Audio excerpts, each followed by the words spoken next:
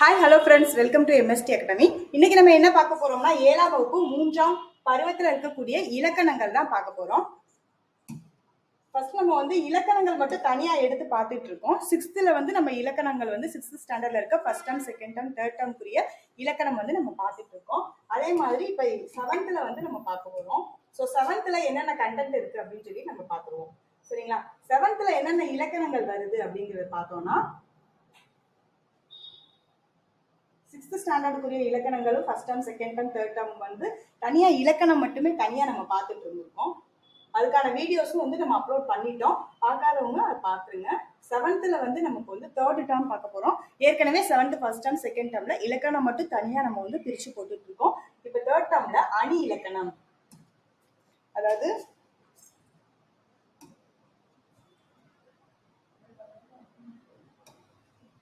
அணி இலக்கணம் சொல்லி பார்க்கலாம். சரிங்களா? அணி இலக்கணம், அணி இலக்கணத்தை பொறுத்த வரைக்கும் 7thலயே 2 அணி இலக்கணம் இருக்கு. அதாவது அணி இலக்கணம் இங்கே ஒரு தடவை இருக்கு, அதே மாதிரி 2வது இயல்ல ஒரு அணி இலக்கணம் இருக்கு. அதே மாதிரி வேற என்ன டாபிக் பார்க்க போறோம் அப்படின்னா ஆகு பெயர் அப்படிங்கிறத பார்க்க போறோம். சரிங்களா? ஆகு பெயர் அப்படின்னு பார்க்க போறோம். 7thல தேர்ட் டேர்ம்ல இருக்கக்கூடிய இந்த இயல் 3ல ஒரு 3 இலக்கணங்கள் நம்ம இந்த கிளாஸ்ல பார்க்க போறோம். சரிங்களா? ஓகே, இப்ப நம்ம ஃபர்ஸ்ட் இலக்கணம் பார்த்துக்கலாம். ஃபர்ஸ்ட் அணி இலக்கணம் அப்படிங்கறத பார்க்க போறோம். அணி இலக்கணத்துல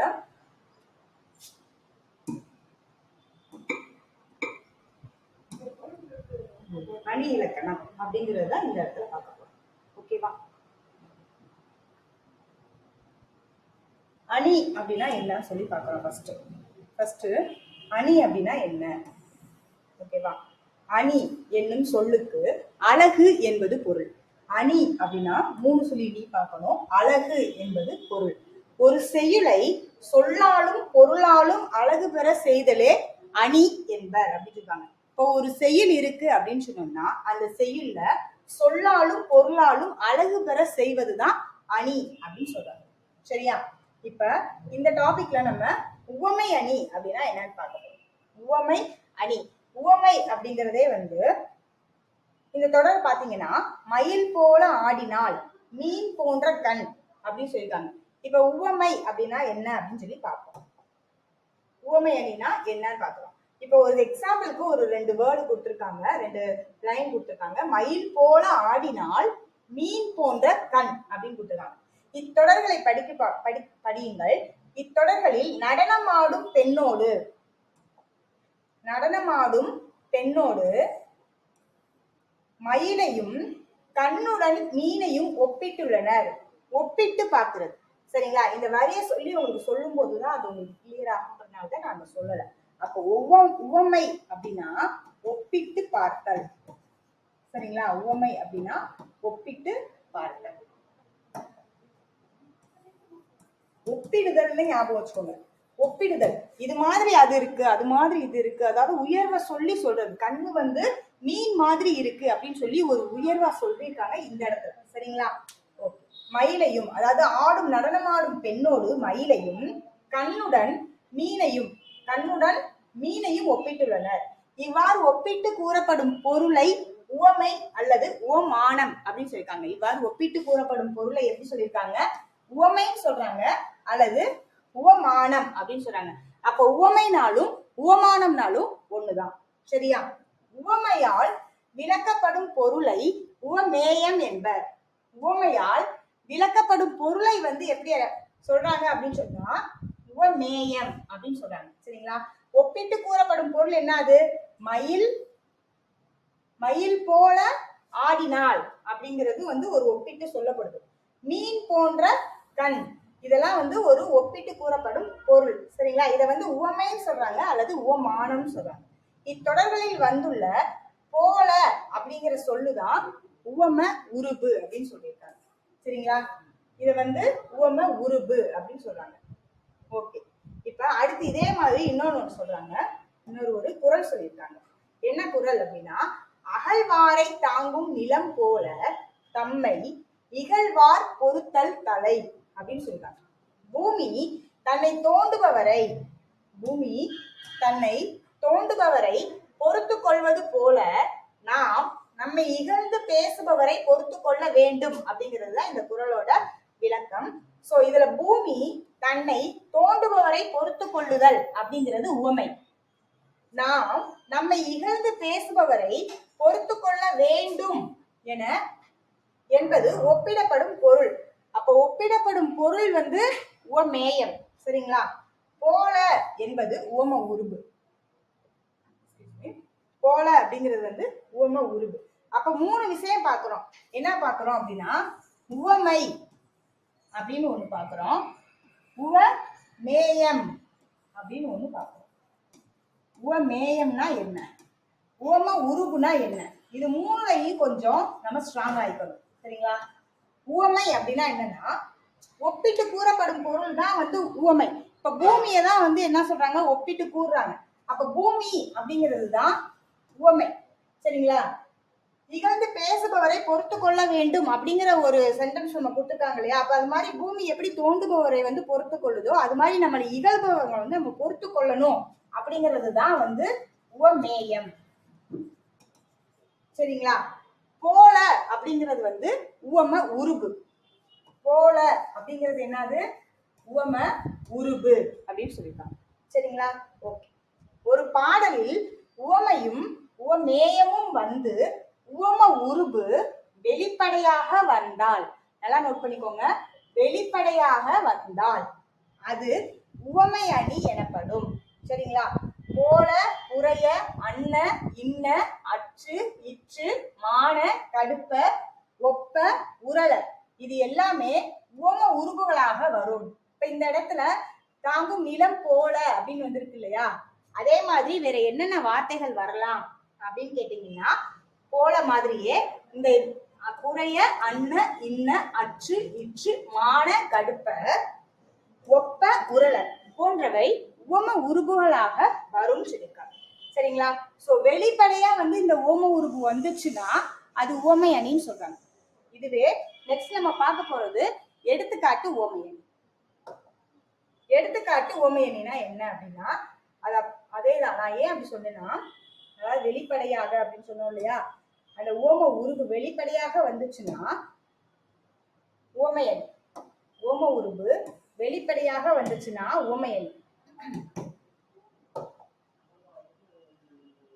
இதுவே மறைஞ்சு வந்துச்சுன்னா எடுத்துக்காட்டு உவமை அணி. 2 தாங்க. ஒண்ணு, உவம உருபு வெளிப்படையா வந்துச்சுன்னா அது உவமை அணி. உவம உருபு மறைஞ்சு வந்துச்சுன்னா எடுத்துக்காட்டு உவமை அணி. இப்ப நம்ம மறைச்சு வச்சிருந்தோம்னா, ஏதாச்சும் ஒரு பொருளை மறைச்சு வச்சிருந்தோம்னா அதை எடுத்துக்காட்டுன்னு சொல்லுவோம் இல்லையா? அப்ப மறைஞ்சிருந்துச்சுனாவே அது எடுத்துக்காட்டு உவமை அணி அப்படின்னு சொல்லி ஞாபகம் வச்சுக்கோங்க. தொட்டனைத்து ஊரும் மணற்கேணி மாந்தர்க்கு கற்றனைத்து ஊரும் அறிவு அப்படின்னு சொல்லியிருக்காங்க. இது கல்வியை பத்தி சொல்லியிருக்காங்க.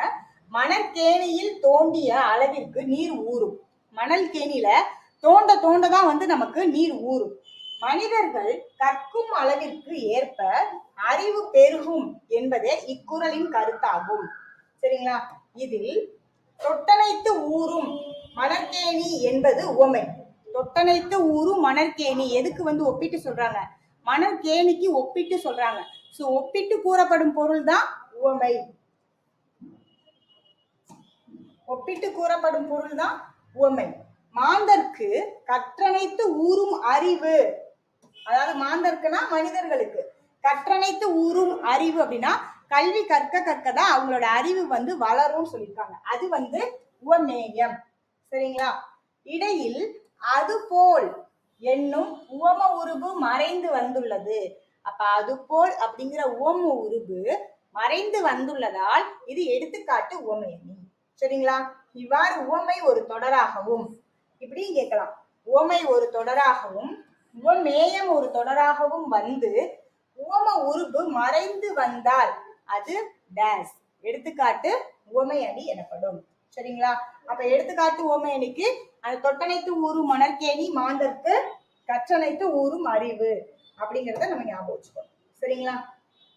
அடுத்து இல் பொருள் உவமை அணி. இல் பொருள் உவமை அணினா என்ன? ஒண்ணுமே இல்லை, இல்லாத ஒன்ன இருக்கிற மாதிரி சொல்றதுக்கு பேரு தான் இல் பொருள் உவமை அணி. சரிங்களா? இல் பொருள், இல்லாத ஒரு பொருள் உவமையாக எடுத்து சொல்லப்படுவது இல் பொருள் உவமையணி எனப்படும்.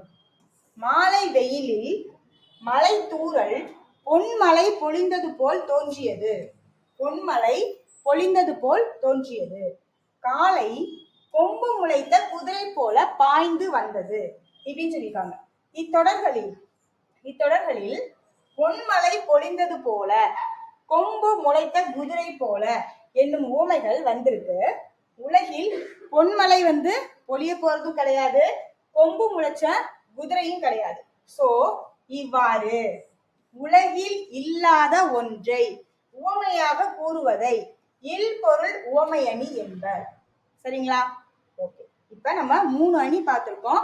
உவமை அணி, எடுத்துக்காட்டு உவமை அணி, இல் பொருள் உவமை அணின்னு பார்த்திருக்கோம். உவமை அணியை பொறுத்த வரைக்கும் உவம உருவு வெளிப்படையா வந்துச்சுன்னா அது உவமை அணி. இதுவே உவம உருவு மறைஞ்சு வந்துச்சுன்னா எடுத்துக்காட்டு உவமை அணி. இல் பொருள் உவமை அணி அப்படிங்கிறது உலகில் இல்லாத ஒன்றை உவமையாக சொல்லுவது இல் பொருள் உவமை அணின்னு சொல்லியிருக்கோம். சரிங்களா? இந்த பாடத்துல இந்த 3 அணி பார்த்திருக்கோம். ஓகேவா? இது எல்லாமே கற்பவை கற்றபின் நீங்க இந்த பாடத்தை வச்சு புரிஞ்சதை வச்சு நீங்க ஃபில்அப் பண்ணுங்க. இந்த புக் பேக் வேணும் அப்படின்னு சொன்னா கமெண்ட் பண்ணுங்க. புக் பேக் மட்டும் நம்ம தனியா நடத்துவோம். சரிங்களா? ஓகே, இப்ப இயல் 1ல இருக்கக்கூடிய இலக்கணம் நம்ம படிச்சு முடிச்சிருக்கோம். மொழித்திறன்ல ஏதாவது இருந்துச்சுன்னா அதையும் நம்ம படிச்சிடலாம். சரிங்களா? இது எல்லாமே ஒன் வேர்டு தான். ஓகே, ஒன்பதுல இருக்கு. சோ நம்ம நெக்ஸ்ட் இயர்ல இருக்கக்கூடிய இலக்கணத்தை நம்ம பார்த்துக்கலாம். ஓகேவா? 46ல அடுத்த இயற்குரிய இலக்கணம் இருக்கு. சோ இதுலயும் பாத்தீங்கன்னா அணி இலக்கணம் தான் இருக்கு. சோ அணி இலக்கணம், அணினா என்ன அழகுன்னு பார்த்துட்டோம். அதே மாதிரி செயலுக்கு அணி முக்கியன்ற மாதிரியும் பார்த்திருக்கோம். சோ உருவக அணி அப்படின்னா என்னன்னு பார்க்க போறோம். வாங்க, உருவக அணி அப்படின்னு சொல்றாங்க. ஓகே, உருவக அணினா என்ன?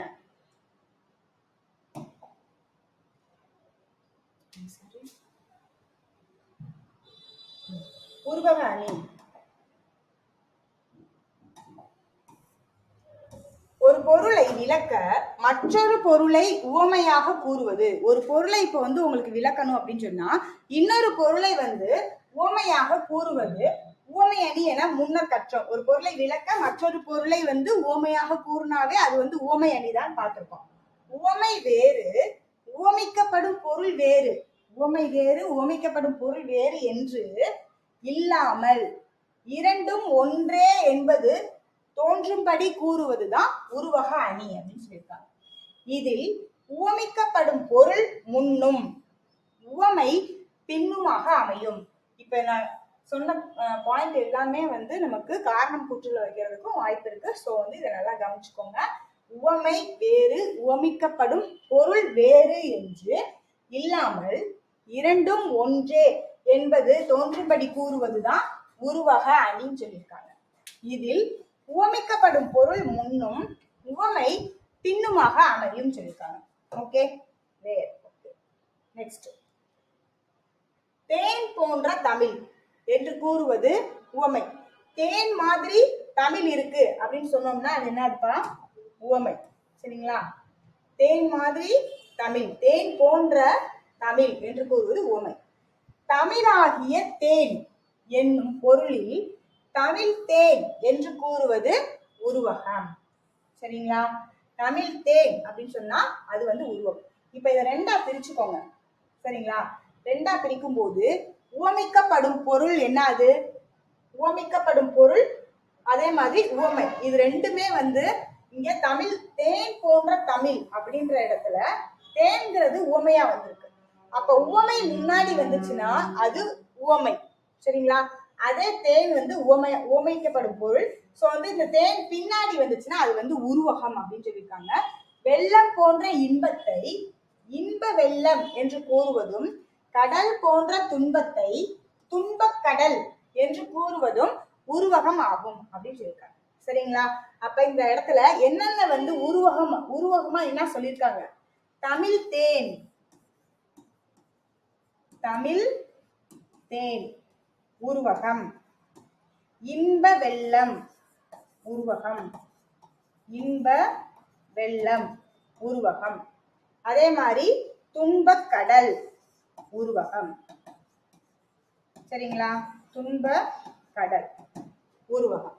ஓகே. இன்னொரு பாடல் கொடுத்திருக்காங்க. வையம் தகலியாய், வையம் தகலியா வார்கடலே நெய்யாக வெய்ய கதிரோன் விளக்காக செய்ய சுடர் ஆழியான் அடிக்கே சூட்டினேன் சொல் மாலை இடராளி நீங்குகவே என்று. இப்பாடலில் பூமி எப்படி இருக்கான்? அகல் விளக்காகவும், கடல் பூமியே அகல் விளக்காக இருக்கான், கடல் நெய்யாக இருக்கான், கதிரவன் அதுல இருக்கக்கூடிய சுடராக இருக்கு அப்படிங்கிறாங்க. அப்படி என்ன படுத்திருக்காங்க? உருவகப்படுத்திருக்காங்க. சோ உருவகப்படுத்திருக்காங்க. எனவே இந்த பாடல் உருவக அணியாகும் அப்படின்னு சொல்லியிருக்காங்க. ஓகேவா? வையம் தகலியா. அப்ப தகலினா என்னது? அகல் விளக்கு. சரிங்களா? விளக்கு. வார்கடலே நெய்யாக வெய்ய கதிரோன் விளக்காக செய்ய சுடர் ஆழியான். சுடர் ஆழியான்னா என்னது? சூரியன். சரிங்களா? அடிக்கே சூட்டினேன் சொல்மாலை இடராளி நீங்குகவே என்று அப்படிங்கிற பாடல்ல என்ன அணி இடம்பெற்றிருக்குன்னா உருவக அணி இடம்பெற்றிருக்கு. சரிங்களா? ஓகே. அப்ப உருவக அணி அப்படின்னா என்னன்னு பார்த்திருக்கோம். ஒரு பொருளை விளக்கணும் அப்படின்னு சொன்னோம்னா என்ன பண்ணிருக்காங்க அப்படின்னு சொன்னோம்னா, ஓமிக்கப்படும் பொருள் வேறு ஓமை வேறுன்னு தெரியாத அளவுக்கு அதை சொல்லியிருக்காங்க. அதுதான் உருவக அணி அப்படின்னு சொல்லியிருக்காங்க. இதுல எப்பவுமே என்ன பண்ணப்படும்? ஓமிக்கப்படும் பொருள் முன்னாடி வரும், உவமை பின்னாடி வரும். சரிங்களா? அதான் இப்ப சொன்னோம் இல்லையா, நம்ம தமிழ் தேன்னு சொன்னோம் இல்லையா. அப்ப தமிழ் தேன்கிறதுல தமிழ் தேன்ல தேனுங்கிறது உவமை பின்னாடி வந்திருக்கு. இன்ப வெள்ளத்துல வெள்ளம்ங்கிறது உவமை பின்னாடி வந்திருக்கு. துன்பக் கடல். சரிங்களா? கடல் நமக்கு உவமையா எடுத்து சொல்லியிருக்காங்க. ஸோ துன்பத்தை கடல் மாதிரி சொல்லியிருக்காங்க. அப்ப கடல்ன்றது உவமை, உவமை பின்னாடி வந்திருக்கு. ஸோ அதை நம்ம உருவகம் அப்படின்னு சொல்லணும். சரிங்களா? நெக்ஸ்ட் நம்ம பார்க்க போறது ஏகதேச உருவக அணி. என்ன பார்க்கிறோம்? ஏகதேச உருவக அணி. ஏகதேசம் அப்படின்னாவே என்ன பண்ணணும் அப்படின்னா என்ன தெரிஞ்சுக்கணும்னா, ஒரு பகுதின்னு தெரிஞ்சுக்கணும். ஏக தேசம் அப்படின்னா ஒரு பகுதி. அறிவு என்னும் விளக்கை கொண்டு, சாரி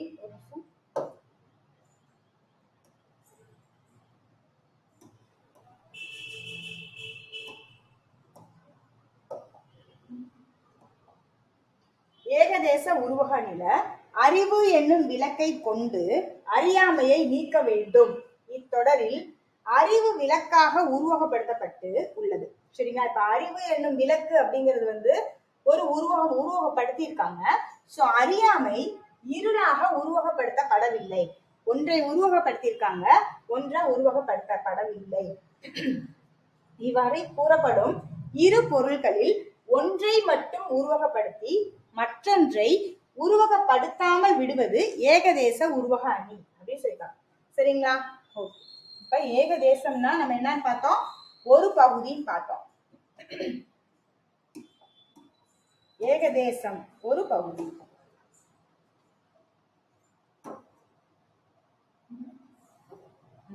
இப்ப பெருமைக்கும் ஏனை சிறுமைக்கும் தத்தம் கருமமே கட்டளைகள் அப்படிங்கிறது ஒரு திருக்குறள். சரிங்களா? திருக்குறள்ல ஒரு குறளை கொடுத்து நமக்கு விளக்கம் கொடுத்திருக்காங்க.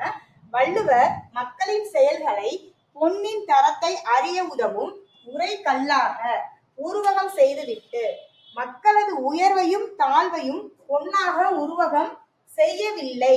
எனவே இக்குறளில் இடம்பெற்றிருப்பது ஏகதேச உருவக அணி அப்படின்னு சொல்லியிருக்காங்க. சரிங்களா? ஓகே. அப்ப ஏகதேச உருவக அணியில நம்ம ரெண்டு பார்த்திருக்கோம். என்னென்ன பார்க்கிறோம்? அறிவு என்னும் விளக்கை கொண்டு அறியாமையை நீக்க வேண்டும் அப்படிங்கிற வரியும் நமக்கு ஏகதேச உருவக அணியாக தான் கொடுத்திருக்காங்க. பெருமைக்கும் ஏனை சிறுமைக்கும் தத்தம் கர்மமே கட்டளைகள் அப்படிங்கிற குறள்ல என்ன அணி இடம்பெற்றிருக்குன்னு கேட்டாங்கன்னா ஏகதேச உருவக அணி அப்படின்னு சொல்லணும். சரிங்களா? ஓகே. நெக்ஸ்ட் நம்ம என்ன அணி பார்க்கலாம்? அவ்வளவுதானா? இந்த இயல்ல இவ்வளவுதான் அணி கொடுத்துருக்காங்க. சோ இந்த இயல்ல என்னென்ன அணி பார்த்தோம் அப்படின்னு சொன்னோம்னா ரெண்டு அணி தான் பார்த்திருக்கோம். ஒண்ணு உருவக அணி, இன்னொன்னு ஏகதேச உருவக அணி அப்படின்னு பார்த்திருக்கோம். சரிங்களா? உருவக அணின்றது வந்து உங்களுக்கு புரிஞ்சுச்சா? தமிழ் தேன். ஒன்னே ஒண்ணு மட்டும் ஞாபகம் வச்சுக்கோங்க. சிம்பிளா ஒன்னே ஒண்ணு ஞாபகம் வச்சுக்கோங்க. உவமிக்கப்படும் பொருள் வந்து முன்னாடி வரும். உவமிக்கப்படும் பொருள் முன்னாடி வரும். உவமை வந்து எப்பவுமே பின்னாடி வரும். சரிங்களா? உவமைனா வந்து ஒரு எடுத்துக்காட்டா சொல்லக்கூடிய பொருள் அப்படின்னு கூட ஞாபகம் வச்சுக்கோங்க. ஸோ எடுத்துக்காட்டாக நம்ம என்ன சொல்றோம்? தமிழ் தேன். தமிழ் வந்து தேன் மாதிரி இருக்குன்னு சொல்றோம். எது மாதிரி? தேன் மாதிரி. அப்ப அதுதான் வந்து உவமை. சரிங்களா? இப்ப இந்த பாடத்துல உருவக அணியும் ஏகதேச உருவக அணியும் முடிச்சிருக்கோம். ஓகேவா? அடுத்து என்ன பாடம்னா அடுத்த இயல் போயிடலாம். இயல் போறதுக்கு முன்னாடி மொழி திறன்ல ஏதாச்சும் இருக்கான்னு பார்த்துட்டு போவோம். சரிங்களா? சொல்ல கேட்டு எழுத அறிந்து பயன்படலாம் வேண்டாம்.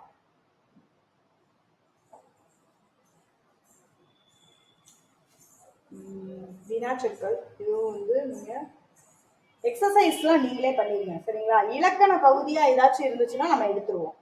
ஓகேவா? இதுல இல்ல. ஓகே. இப்ப தேர்ட் இயல் போயிடலாம். மூணாவது இயல் போயிடலாம். மூணாவது இயலை பொறுத்த வரைக்கும் 69ஆம் பக்கம். மூணாவது இயல்ல ஆகு பெயர் பார்த்திருக்கோம். ஆகு பெயர் அப்படின்னா என்ன அப்படின்னு சொன்னோம்னா, இப்போ ஃபார் எக்ஸாம்பிளுக்கு ஆகு பெயர்னா என்னன்னு தெரிஞ்சுக்கிறதுக்காக ஒரு வரி கொடுத்துருக்காங்க. என்ன கொடுத்துருக்காங்க? தோட்டத்தில் மேயுது வெள்ளை பசு அப்படின்னு சொல்லியிருக்காங்க. தோட்டத்தில் மேயுது வெள்ளை பசு. இத்தொடரில் வெள்ளை என்னும் சொல் வெண்மை நிற பொருளை தருகிறது. இது இயல்பான பெயர் சொல் ஆகும்.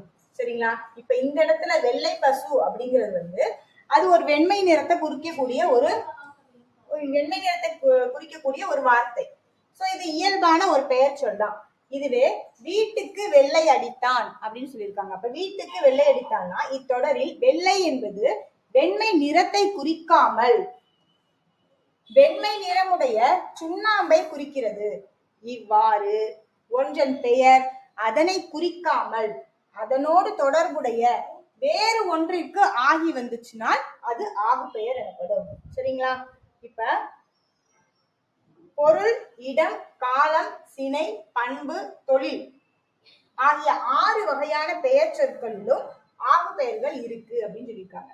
ஒரு பெயர் அதை குறிக்காம வேற ஒரு பொருளுக்கு ஆகி வந்துச்சுன்னா அது வந்து ஆகு பெயர்னு சொல்றாங்க. சரிங்களா? இப்ப 6 வகையான ஆகு பெயர்கள் இருக்குன்னு சொல்லியிருக்காங்க. ஆகு பெயர் வந்து எத்தனை வகைப்படும் சொல்லியிருக்காங்க? 6 வகைப்படும் சொல்லியிருக்காங்க. அதுல முதல்ல நம்ம பார்க்க போறது பொருளாகு பெயர். முதல்ல பார்க்க போறது பொருளாகு பெயர். மல்லிகை சூடினாள். மல்லிகை என்னும் ஒரு முழு பொருளின் பெயர் அதன் ஒரு உறுப்பாகிய மலரை குறிக்கிறது. மல்லிகை சூடினாள் அப்படின்னு சொல்லிட்டாங்க. சரி, இப்ப மல்லிகை என்னும் ஒரு முழு பொருளோட பெயர் அதன் உறுப்பாகிய மலரை குறிக்கிறது. இவ்வாறு பொருளின் பெயர் சினையாகிய உறுப்புக்கு ஆகி வருவது பொருளாகு பெயர்னு சொல்லியிருக்காங்க. ஆகு பெயரை பொறுத்த வரைக்கும் ஒரே ஒரு சின்ன டிப்ஸ் சொல்றேன், கேட்டுக்கோங்க. முதல்ல என்ன வருதோ ஒரு பொருளோட பெயர் தானே சினைக்கு ஆகி வருது, அப்ப அது பொருளாகு பெயர். சரிங்களா? இப்ப இடமாகு பெயர் அப்படின்னு வச்சுக்கோங்களேன்.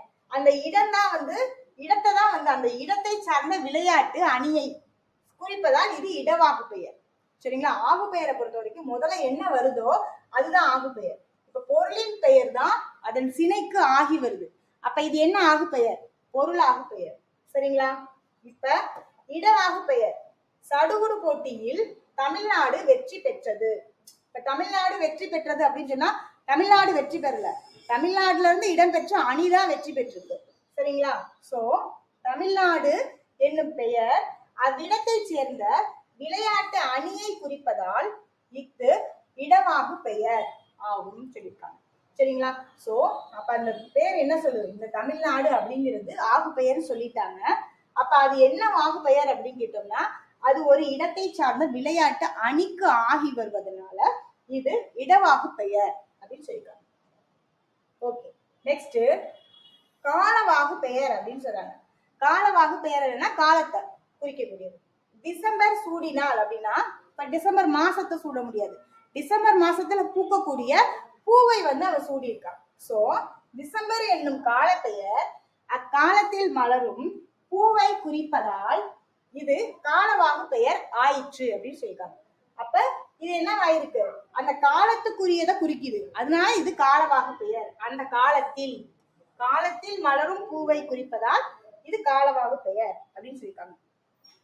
அடுத்து சினையாகு பெயர். சினையாகு பெயர் அப்படின்னா தலைக்கு ஒரு பழங்கொடுன்னு சொல்றாங்க. அப்ப தலைக்கு ஒரு பழங்கொடுனா ஆளுக்கு ஒரு பழங்கொடு என்பதுதான் இதுக்கு மீனிங்.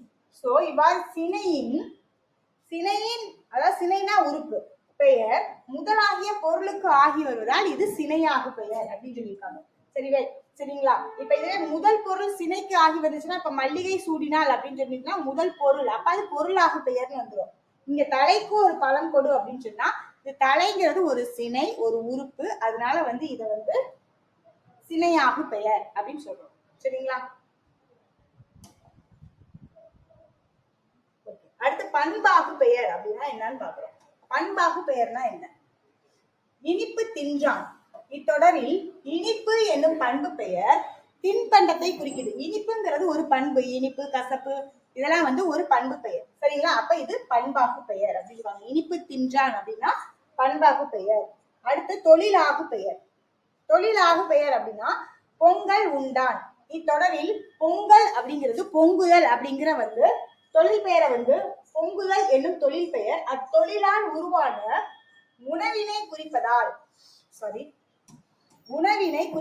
இது தொழிலாகு பெயர் அப்படின்னு சொல்லியிருக்காங்க. சரிங்களா?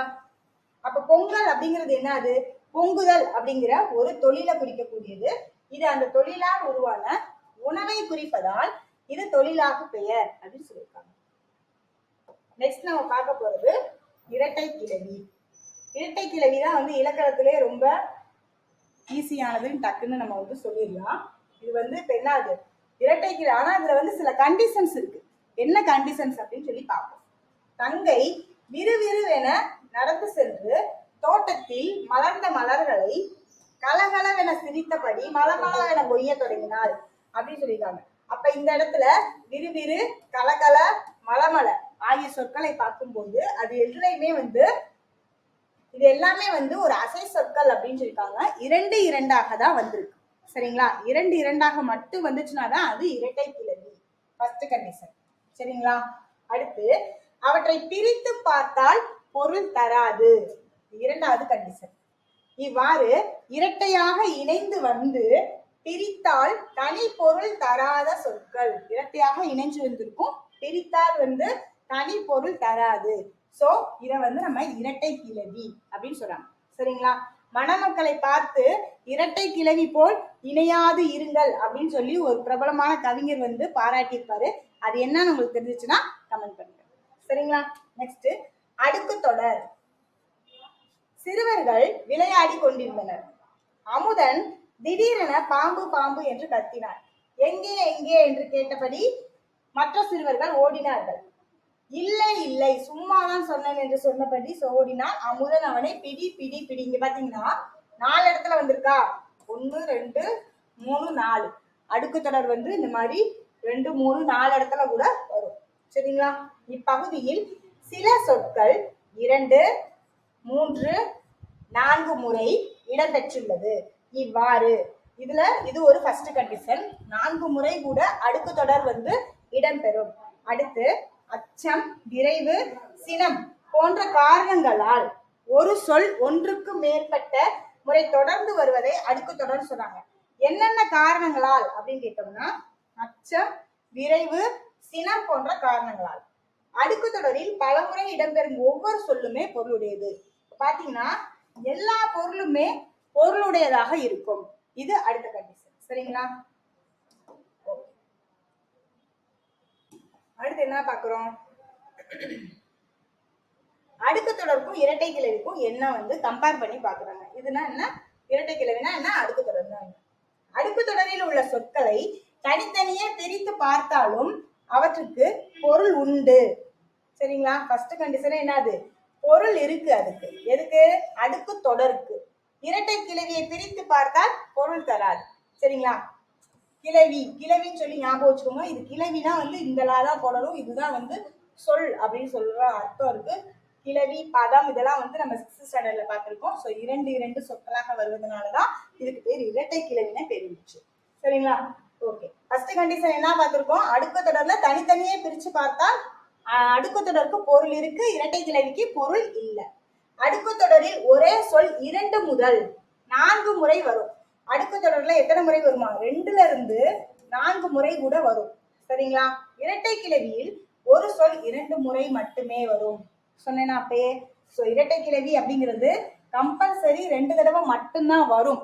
அடுக்கு தொடர்ல 2ல இருந்து 4 முறை கூட வரும் சொல்லியிருக்காங்க. அடுக்கு தொடரில் சொற்கள் தனித்தனியே நிற்கும். இரட்டை கிளவியின் சொற்கள் இணைந்தே நிற்கும். சரிங்களா? இரட்டை கிளவி இணைஞ்சிருக்கும், அடுக்கு தொடர்ல சொற்கள் வந்து தனித்தனியா இருக்கும். இப்ப பாத்தீங்கன்னா பிடி பிடின்னு தனித்தனியா தான் இருந்துச்சு. ஆனா அடுக்கு தொடர்ல கலர் கலர் சேர்ந்து இருக்கும். சரிங்களா? விரு விரு அப்படிங்கிறது வந்து சேர்ந்துதான் இருக்கும், பிரியாது. ஓகேவா? அடுக்கு தொடர் விரைவு, வெகுளி, உவகை, அச்சம், அவலம் ஆகிய பொருட்களுள் காரணமாக வரும். சரிங்களா? இரட்டை கிளவி வினைக்கு அடைமொழியாக குறிப்பு பொருளில் வரும். இதுவும் ரொம்ப முக்கியமான வரி. சரிங்களா? சின்ன வரியை தான் தூக்கி அப்படியே கொஸ்டினா வந்து ரைஸ் பண்ணிடுறாங்க. ஸோ நம்ம ஒவ்வொரு சின்ன வரியுமே வந்து கவனிக்கணும். சரிங்களா? இரட்டை கிளவி வினைக்கு அடைமொழியாக, ஒரு வினை சொல்லுக்கு அடைமொழியாக குறிப்பு பொருள்ல மட்டும்தான் வந்துச்சுன்னா அது என்னது? இரட்டை கிளவி. சரிங்களா? அடுக்கு தொடர் வந்து எங்கெங்க வரும்? காரணங்கள் வந்து விரைவு, வெகுளி, உவகை, அச்சம், அவலம் 5 பாயிண்ட்ல வந்து காரணங்களால வருது. ஓகேவா? இப்ப இயல் 3ல இருக்கக்கூடிய இலக்கணங்கள் வந்து நம்ம முடிச்சிருக்கோம். அடுத்து ஏதாச்சும் இலக்கணமா இருந்துச்சுன்னா நம்ம பார்த்துவோம். இதெல்லாம் வந்து நீங்க செஞ்சு பார்க்க வேண்டியது. எனவே, ஏனெனில், சரியான இணைப்பு சொல் இதெல்லாம். சரிங்களா? இதுவும் வந்து எந்த இடத்துல என்ன வரும்னு சொல்லி பாருங்க. இலக்கணமா இருந்துச்சுன்னா நான் இப்படியே பார்க்கிறேன். ஓகே, அவ்வளவுதான் நினைக்கிறேன். ஓகே, அவ்வளவுதான். அதாவது 7th இருக்கக்கூடிய 7th 3rd டேர்ம்ல இருக்கக்கூடிய இயல் 1, இயல் 2, இயல் 3ல இருக்கக்கூடிய இலக்கணம் மட்டும் நம்ம பார்த்திருக்கோம். இதே மாதிரி நம்ம வந்து அடுத்தடுத்து 8th 9th 10th அப்லோட் பண்ண போறோம். ஏற்கனவே 6th அப்லோட் பண்ணியிருக்கோம். பார்க்காதவங்க பார்த்துக்கோங்க. நம்ம சேனலை வந்து சப்ஸ்கிரைப் பண்ணிக்கோங்க. பிடிச்சிருச்சுன்னா லைக் பண்ணுங்க. Thank you so much.